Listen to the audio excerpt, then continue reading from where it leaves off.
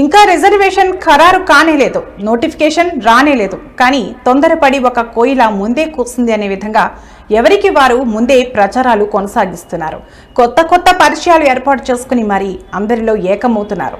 ఇదిలా ఉండగా కొంతమంది యువత దీన్ని అలుసుగా తీసుకుని నాయకులనందరినీ కాబోయే సర్పంచ్ మీరేనని, మీ అంతటి వారు లేరు అంటూ నాయకులని ఆకాశానికి ఎత్తేస్తున్నారు.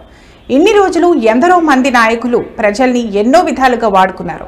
ఇప్పుడు మాకు అవకాశం వచ్చింది అని కొంతమంది అభిప్రాయపడుతున్నారు.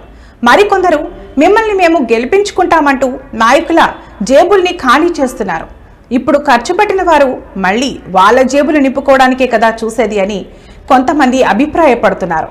మరికొందరు మాత్రం ఇప్పటికైతే అందరికీ మీకే మా ఓటు అని ఇచ్చింది వచ్చింది కాదు అనకుండా తీసుకుందాం, మళ్ళీ మంచి నాయకుడిని ఎన్నుకుందామని ప్రజలు భావిస్తున్నారు.